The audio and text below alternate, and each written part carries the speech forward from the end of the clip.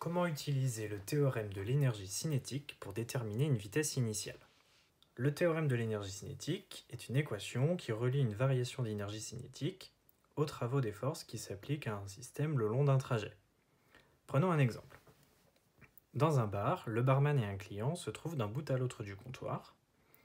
Le client commande un verre et le barman veut le lui faire parvenir en le faisant glisser le long du comptoir. La question qu'on se pose, c'est quelle vitesse initiale faut-il donner au verre pour qu'il s'arrête devant le client? Les données sont les suivantes. La longueur du comptoir est de 8 mètres, l'inclinaison est de 3 degrés, la masse du verre plein 350 grammes, les forces de frottement 0,4 N et l'intensité de pesanteur 9,81 N par kg comme d'habitude. On peut représenter la situation avec ce schéma. Donc on a le comptoir incliné de 3 degrés, ici c'est pas à l'échelle, et donc la longueur AB qui fait 8 mètres. La première étape consiste à faire le bilan des forces qui s'appliquent au système. On a représenté ici avec un schéma la longueur AB inclinée de 3 degrés. Donc les forces qui s'appliquent au système vert sont le poids, P, donc on va pouvoir le représenter. On va aller représenter les forces au point A, puisqu'on va mettre le verre au point A, c'est au début du lancer. Donc le poids, c'est une force verticale dirigée vers le bas. Il y a aussi la réaction du support. Ici, du coup, la réaction du comptoir, on la note en général R. Et donc, elle a une particularité, c'est qu'elle est toujours perpendiculaire au support. On va la représenter comme ceci, R. Et la dernière force qu'il y a, ce sont les forces de frottement qui vont du coup ici venir s'opposer au mouvement, donc dans cette direction et dans ce sens.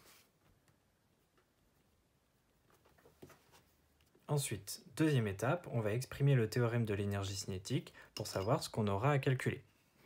Donc le théorème de l'énergie cinétique, il nous dit que la variation d'énergie cinétique est égale à la somme de toutes les forces qui s'appliquent au système sur le trajet AB. On peut détailler. La variation d'énergie cinétique, c'est l'énergie cinétique au point B moins l'énergie cinétique au point A.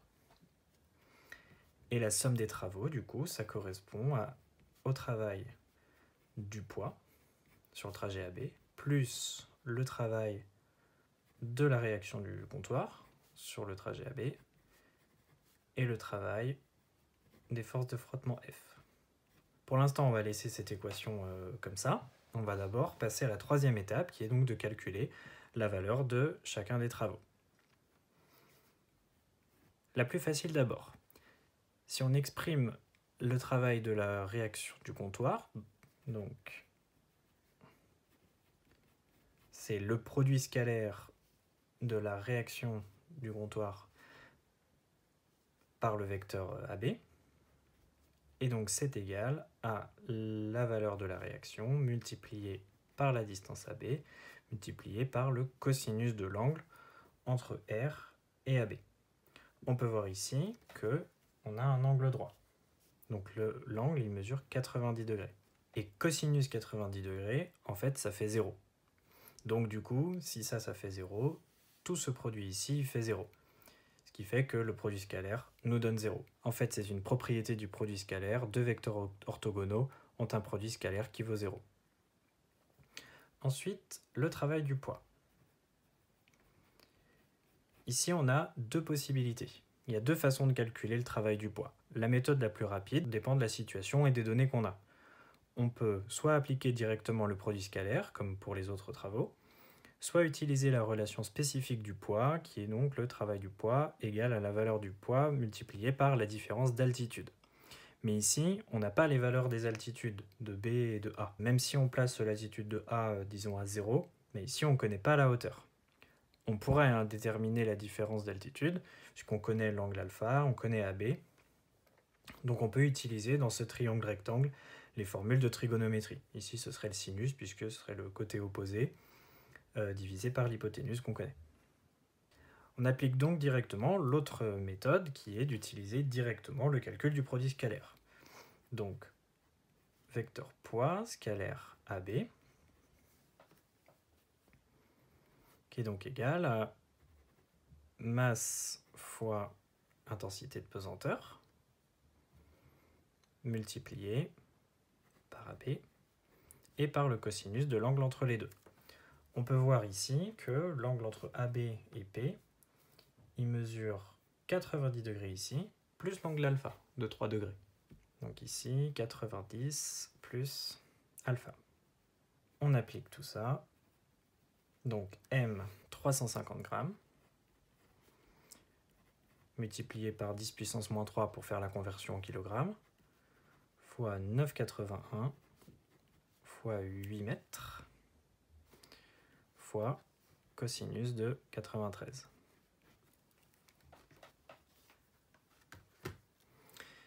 Donc 350 fois 10 puissance moins 3 fois 9,81 fois 8 fois cosinus 93.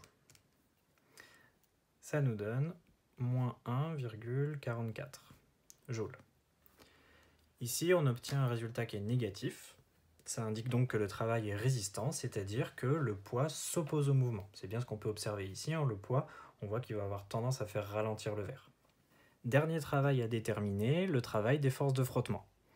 Donc on calcule le produit scalaire, petit f, scalaire AB, qui est donc égal à la valeur des forces petit f, multiplié par AB, multiplié par le cosinus de l'angle entre les deux. Ici, on peut voir que F et AB, ils ont la même direction, mais ils sont de sens opposés. Donc en fait, l'angle, c'est le grand ici, qui est donc un angle plat de 180 degrés. Et cosinus 180 degrés, ça fait moins 1.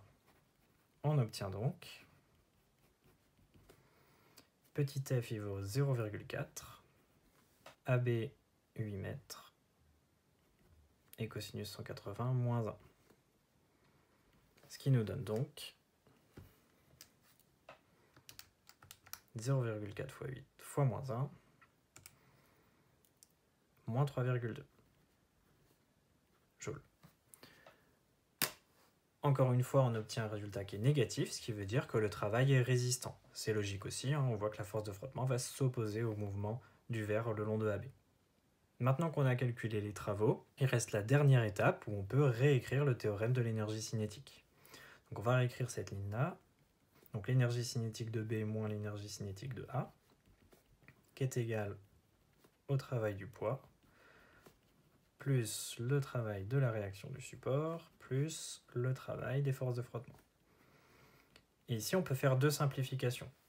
Tout d'abord, l'énergie cinétique au point B, donc ici, en fait, elle vaut 0, puisque l'objectif, c'est que le verre s'arrête au point B, donc que sa vitesse soit égale à 0. Et comme l'énergie cinétique dépend directement de la vitesse, EC de B, ça vaudra 0. De même ici, on a montré que le travail de la réaction du support, c'était 0. Il nous reste donc plus que moins ECA, qui est égal au travail du poids et au travail des forces de frottement. On peut maintenant détailler l'énergie cinétique de A. Donc l'énergie cinétique, c'est moins 1,5 fois m fois v au carré. Et on peut isoler VA. Donc VA carré déjà. Je passe le 2 qui est ici au dénominateur au numérateur ici, donc avec le moins. Moins 2 facteur de travail du poids plus travail des forces de frottement. Divisé du coup par m, puisqu'ici le numérateur, donc il passe de l'autre côté au dénominateur.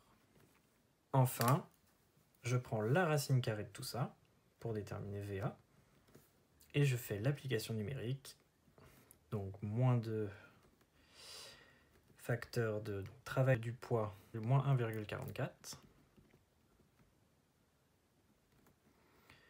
Ensuite, plus le travail des forces de frottement, elles valent ici moins 3,2, donc plus moins ça fait moins, et divisé par m, donc 350 fois 10 puissance moins 3. Donc racine de moins 2 fois moins 1,44 moins 3,2 divisé par 350 10 puissance moins 3. Ça nous donne 5,15 mètres par seconde.